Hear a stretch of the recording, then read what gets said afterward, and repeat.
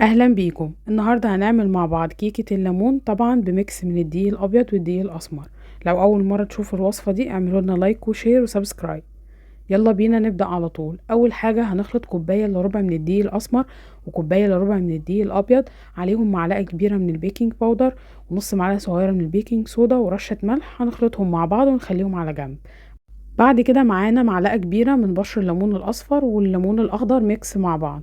هنخلطهم مع ربع كوباية من السكر البني المطحون، ممكن نستخدم سكر أبيض وممكن كمان نستخدم سكر دايت في الوصفة دي. وهنقلبهم مع بعض زي ما انتوا شايفين لحد ما البشر يتغلف كده مع السكر. هنضيف لهم ربع كوباية من زيت الزيتون وممكن نستخدم هنا سمنة بلدي، وهنبدأ نخلط ونحاول ندوب كده زي ما انتوا شايفين السكر.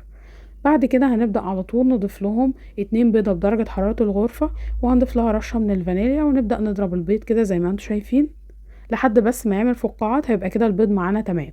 بعد كده هنضيف له ربع كوباية من اللبن وهنبدأ نخلط تاني زي ما انتوا شايفين كده. نخلي بالنا ترتيب خلط المكونات مهم جدا في الوصفة دي، لأن لو مكون اتخلط قبل التاني الوصفة طبعا بتختلف معانا. بعد ما اتأكدنا ان هم اختلطوا كويس هنبدأ على طول بقى ننزل بالمواد الجافة زي ما انتوا شايفين كده، وهنبدأ على طول نقلب. هنلاحظ طبعا ان الخليط متماسك جدا زي ما انتوا شايفين كده. هنبدأ نقلب نقلب لحد بس ما نكون المواد الجافة على المواد السائلة زي ما انتوا شايفين كده.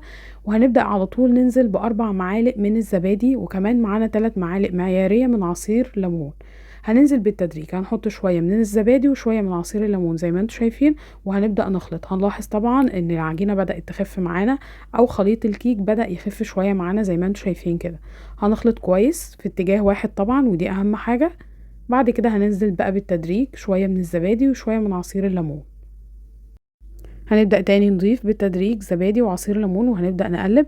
هنشوف طبعا ان الكيك بدأ يخف معانا القوام بتاعه بالتدريج زي ما انتوا شايفين. هننزل بقى بآخر شوية من الزبادي وعصير الليمون وهنبدأ نقلب نقلب لحد ما نوصل للقوام الكيك، وده القوام المطلوب زي ما انتوا شايفين كده. نحاول بس ما نقلبش كتير يعني لحد ما نوصل للقوام اللي احنا عايزينه، تقليبة واحدة. انا بس هنا بوريكم شكل القوام عامل ازاي. على طول بقى هنجيب قالب مستطيل او اي قالب تحبوه، هندهنه بمسحة من الزيت وهنبطنه بشوية من الدقيق الاسمر او الابيض على حسب طبعا المتوفر عندنا. هنبدأ ننزل بالخليط على طول زي ما انتوا شايفين كده. بعد كده هنبدأ نخبطها كده، نحاول بس نخرج الهواء منها ونسويها في القالب. بعد كده هنحط لها رشة من جوز الهند او المكسرات على حسب طبعا المتوفر عندنا، وممكن كمان نستغنى عن الخطوة دي. هندخلها الفرن على حرارة 180 لمدة 45 دقيقة او 50 دقيقة على حسب ما تستوي معانا.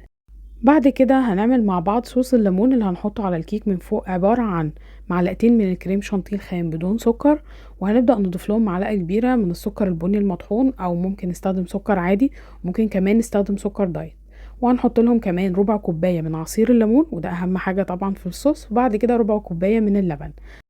بعد كده هنبدأ نخلط المكونات مع بعضها لحد بس ما يدوبوا مع بعض كده ونوصل لقوام الصوص اللي احنا عايزينه. هنبدأ على طول نضيف معلقة صغيرة من بشر الليمون.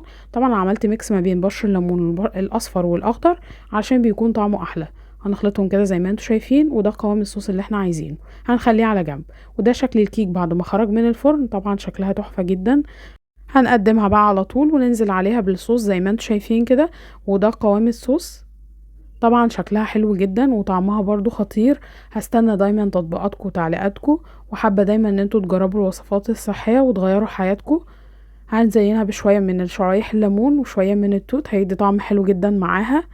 اتمنى الوصفة تكون عجبتكم. لو حابين وصفات اكتر بالشكل ده ياريت تكتبولي تقولولي رأيكم في الكومنت تحت، ونتقابل في فيديو جديد.